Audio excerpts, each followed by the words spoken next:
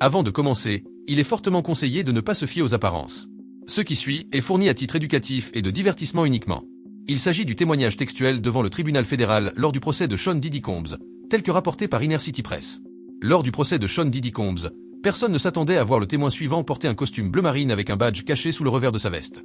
Mais lorsque l'ancien agent du FBI Mark Halperin s'est présenté à la barre, la salle a été plongée dans un silence total. Ce qu'il a révélé était bien plus qu'un simple scandale. C'était un réseau, un système de protection si profond qu'il atteignait les plus hautes fonctions des États-Unis. Oui, il a nommé Barack Obama, l'homme que beaucoup considéraient comme un symbole d'espoir, désormais lié, semble-t-il, à des fêtes, des grâces et une protection impliquant Diddy. Selon Halperin, la véritable raison pour laquelle Diddy est resté intouchable pendant des décennies n'avait rien à voir avec la qualité de ses avocats, mais plutôt avec son utilité pour les puissants. S'ensuivit un témoignage liant politique, religion, industrie musicale et un réseau de contrôle silencieux qui se développait depuis les années 1990. La salle d'audience était pleine à craquer, mais personne ne respirait. Surtout pas lorsque les portes arrière s'ouvrirent et qu'un homme en costume sombre, une mallette à la main, entra. Aucun nom n'a été annoncé. Aucune lettre de créance n'a été lue à voix haute. Le juge s'est contenté d'acquiescer. C'était le signal. Ce n'était pas n'importe quel témoin. C'était quelqu'un qui avait agi dans l'ombre, quelqu'un avec un accès bien au-delà de ce dont un journaliste ou un détective privé pourrait rêver. On l'appelait simplement « agent spécial expurgé », un agent fédéral de haut rang qui avait travaillé pendant des décennies au sein des divisions crime organisé et corruption politique du FBI. Et aujourd'hui, pour la première fois, il témoignait sous serment au sujet d'un homme, Sean Diddy Combs. L'agent s'assit, ouvrit sa mallette et déposa un dossier noir à la barre des témoins. Il ne regarda pas Diddy, assis impassible à la table de la défense, les doigts serrés. Il ne regarda pas non plus le jury. Il dit simplement « Je traque M. Combs et son entreprise depuis plus de 20 ans. » Ce n'est pas nouveau. Ce qui est nouveau, c'est qu'on peut enfin en parler. Le juge lui a fait signe de continuer. L'agent a témoigné que le FBI avait ouvert des enquêtes initiales sur Sean Combs dès la fin des années 1990. Les signaux d'alarme étaient toujours là, a-t-il déclaré. Nous avions des transactions financières incohérentes. Des soirées privées qui recoupaient des réseaux de trafic connus. Des connexions à l'étranger menant à des sociétés écrans criminelles. Et pourtant, à chaque fois que nous nous rapprochions, les portes se refermaient. L'agent a décrit un cas précis survenu en 2001. Une opération d'infiltration internationale pour blanchiment d'argent impliquant une filiale européenne malhonnête. Les preuves pointaient directement vers les équipes financières de Diddy, ses comptes à l'étranger, ses fausses factures et ses sociétés d'écran au Luxembourg et au Belize. Mais lorsqu'il a fallu demander des mandats, l'ordonnance a été rejetée. C'est la première fois que je m'en suis rendu compte, a dit l'agent. Il ne s'agissait pas seulement de la protection d'une célébrité, mais d'une ingérence fédérale. Des murmures remplirent la salle d'audience. Je ne veux pas paraître conspirateur. L'agent poursuivit. Mais il ne s'agissait pas d'une simple peur de la police locale. C'était une réaction d'en haut, des gens de Washington qui nous demandaient de nous retirer. Des dossiers ont disparu. Des témoins ont été déplacés. Des enquêteurs ont été réaffectés. Au début, nous avons pensé à une coïncidence. Mais non. Le parquet a ensuite présenté une chronologie des enquêtes bloquées datant de 1999 à 2013. Chaque fois que Diddy était lié à une activité criminelle, du trafic à l'agression en passant par la fraude électronique, un témoin clé disparaissait ou un retard fédéral gelait l'enquête. Un juré semblait visiblement abasourdi. Une femme dans la galerie haletait et se couvrait la bouche. Puis la bombe est tombée. En 2003, a déclaré l'agent, nous avions des raisons de croire que M. Combs opérait sous la protection d'un informateur officieux, du genre de ceux qui ne sont pas enregistrés dans les registres publics. Ce genre de protection ne peut venir que de très haut. Et à l'époque, seules 3 personnes au sein du gouvernement fédéral auraient pu l'autoriser. La salle s'est figée. Et Diddy semblait savoir exactement qui étaient ces personnes. L'agent spécial, dont les propos ont été censurés, s'est penché en avant et s'est éclairci la gorge. C'est là que l'histoire change, a-t-il dit, car il ne s'agit pas seulement des crimes commis. Il s'agit de savoir qui a permis que ces crimes se poursuivent. Et cela nous amène à la relation de M. Combs avec des personnalités politiques de haut niveau, et plus particulièrement avec Barack Obama. Un silence stupéfait s'installa dans la salle d'audience. Même le juge releva lentement la tête, les yeux plissés. L'agent ouvrit à nouveau le dossier noir et présenta au jury une série de photographies. La première était une image granuleuse de 2005, montrant Diddy aux côtés du sénateur Barack Obama lors d'une collecte de fonds à Chicago. La suivante datait de 2007, lors d'un événement privé et officieux à Washington, D.C., organisé par un puissant groupe de pression proche du Comité national démocrate. Diddy était répertorié sous un pseudonyme, mais la photo le montrait clairement. Il était là et il n'était pas seul. Il ne s'agissait pas de simples photos, a expliqué l'agent. Il s'agissait de réunions à huis clos. Nous pensons que M. Combs était impliqué dans des opérations de partage de renseignements avec des agents de campagne, échangeant des faveurs et divulguant des informations sur d'autres personnes en échange de protection. La défense s'est levée d'un bond, criant « Objection », avant même que l'agent ait pu terminer sa phrase. Mais l'accusation a calmement remis des pièces à conviction, des carnets de voyage, des métadonnées de courriel, et même une note interne expurgée faisant référence à une réunion de liaison culturelle impliquant Beau et des acteurs du divertissement de grande valeur. Voici ce que nous savons, a déclaré l'agent, la voix plus ferme. En 2009, peu après l'arrivée au pouvoir de M. Obama, notre bureau a déposé une demande d'écoute téléphonique visant Sean Combs. Le but, intercepté les communications entre M. Combs et plusieurs trafiquants de drogue connus qui blanchissaient de l'argent par l'intermédiaire de sociétés de production affiliées à des bad boys. La demande a été rejetée. La salle d'audience a été agitée. Refusée par qui? Demanda le procureur.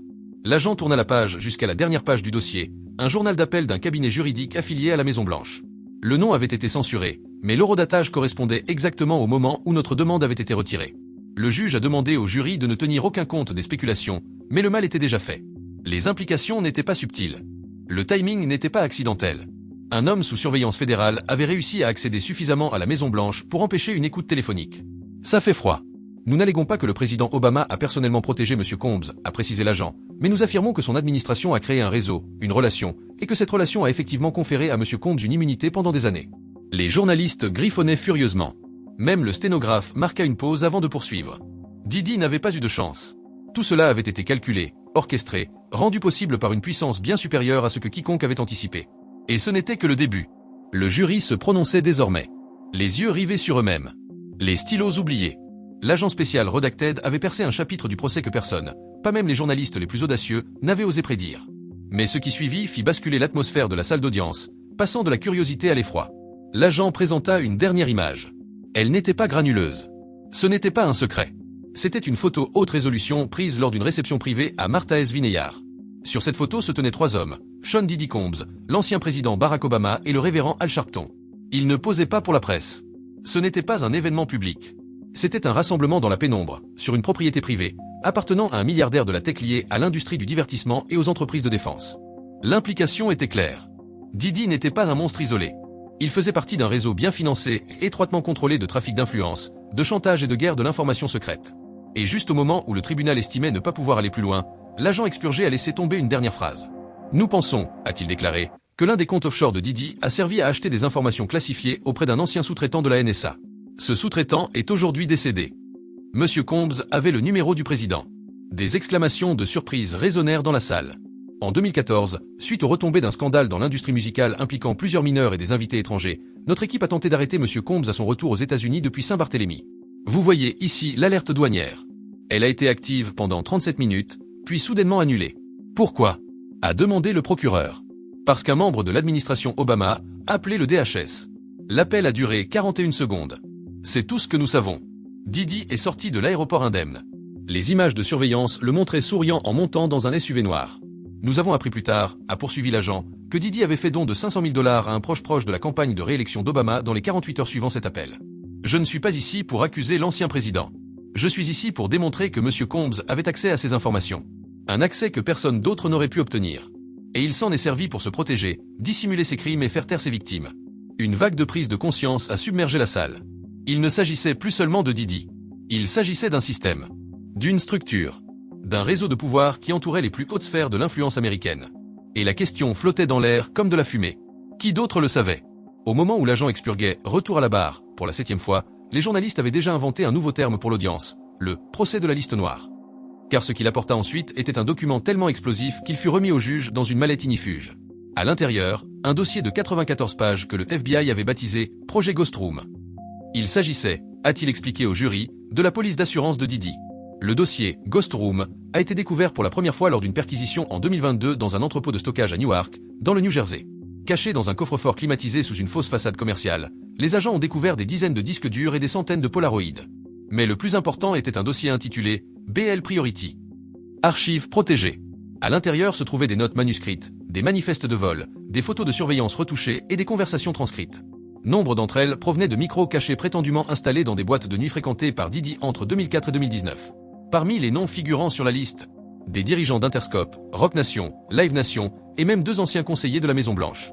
Les plus accablants étaient des clichés en noir et blanc montrant des individus occupant des postes compromettants, accompagnés d'horodatage, d'initiales et de mots-clés tels que levrage, Huche et Verify, use. L'objectif de ces archives, a expliqué l'agent, n'était pas de divertir. C'était du chantage. Il a poursuivi. Chaque fois qu'un nouvel artiste refusait de signer ou qu'une faveur politique était nécessaire, M. Combs sous-entendait que des enregistrements existaient, et les personnes figurant sur ces enregistrements cédaient généralement. Agent Redacted a cité un cas de 2017 où une star montante de la pop avait refusé de se produire lors d'un événement Diddy. Quelques jours plus tard, des rumeurs de rupture privée ont fait la une des journaux à scandale. Peu après, elle a signé avec un label affilié au réseau de distribution de Diddy. Mais une seule mention au dossier a mis fin à l'audience. Appel beau plus RS traité. Paiement confirmé. Dons reçus. Il a été largement admis que les initiales faisaient référence à Barack Obama et à un dirigeant connu d'un studio d'enregistrement. Bien qu'aucun enregistrement direct du président n'ait été retrouvé, il s'ensuivait que les dons, les faveurs et l'influence s'inscrivaient dans un accord de longue date, mutuellement avantageux. Il ne s'agit pas d'allégations, a conclu l'agent expurgé. Une nuit, une cassette, une faveur à la fois. Alors que le procès entrait dans son 8e jour, une atmosphère sombre régnait dans la salle d'audience. Ce qui suivit ne fut pas une question de livre comptable ou d'enregistrement téléphonique. Il s'agissait de personnes. L'agent expurgé a de nouveau témoigné, cette fois avec un dossier en papier craft portant la mention « Dossier confidentiel de témoins refusés ». Il s'agissait de témoignages et de déclarations de personnes qui s'étaient manifestées dès les premières étapes de l'enquête, mais qui, pour diverses raisons, avaient choisi de ne pas témoigner en audience publique. Au moins 26 personnes, a-t-il précisé, nous ont fait part de leurs expériences avec M. Combs, mais ont refusé de comparaître en raison de menaces, d'accords de confidentialité ou de craintes de représailles. Il a commencé à lire des extraits. L'un d'eux provenait d'un ancien chorégraphe ayant travaillé au sein du DDS Inner Circle de 2005 à 2012. Elle a affirmé avoir été droguée lors d'une after-party et s'être réveillée désorientée avec des bleus inexpliqués. Lorsqu'elle a tenté de signaler l'incident, son agence l'a laissé tomber dans la semaine. Un autre témoignage est venu d'un mannequin, alors âgé de 19 ans, qui avait été envoyé à Miami sous prétexte de travailler pour un shooting de mode.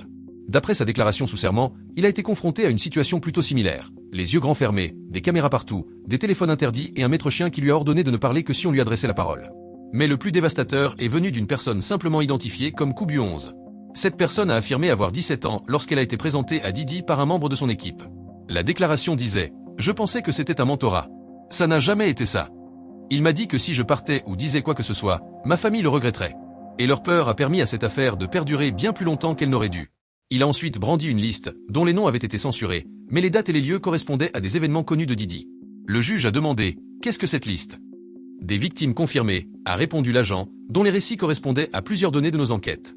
Lorsqu'il a quitté la salle, personne dans la salle n'avait les yeux secs, pas même le jury. Le dernier jour du témoignage de l'agent expurgé, la sécurité du tribunal avait été renforcée, non pas par crainte, mais par anticipation. Nous avons gardé le dernier élément de preuve pour aujourd'hui, a déclaré l'agent en dépliant une transcription scellée. Il s'agit de la transcription d'un appel téléphonique intercepté en 2015 entre M. Combs et une personnalité anonyme associée à un important cabinet de lobbying de Washington. La transcription a depuis été vérifiée par plusieurs analystes et un logiciel de reconnaissance vocale. Il a marqué une pause, puis a commencé à lire. Vous avez dit de ne pas le mentionner. La voix de Didi aurait dit « Mais j'ai fait ma part. J'ai apporté les dollars. J'ai fait venir les artistes. On a viré 5 commissariats en bleu au dernier cycle. Si je tombe, certains d'entre vous m'accompagneront. » L'agent leva les yeux. Cette voix était celle de M. Combs, et il ne faisait pas seulement référence à la musique ou aux fêtes. Il faisait référence aux contributions aux campagnes électorales, à la mobilisation des électeurs et à une possible falsification des élections par l'influence des célébrités. La salle s'est effondrée. La stratégie de campagne d'un président en exercice aurait impliqué l'une des personnalités les plus scandaleuses actuellement jugées. Même indirectement, l'image était apocalyptique. Un juré a murmuré à haute voix « Jésus-Christ ». L'agent termina. Didi n'achetait pas seulement le silence. Il achetait de la pertinence. Et la monnaie était votre vote. Il a démissionné. Le juge a suspendu la séance. Et c'est ainsi que ce procès, qui avait commencé comme un scandale de célébrité, est devenu le chapitre le plus sombre de la mémoire politique moderne. Une affaire judiciaire qui a peut-être enfin révélé la corruption qui régnait à huis clos depuis des décennies. La question est désormais, combien de noms supplémentaires figurent sur cette liste noire ?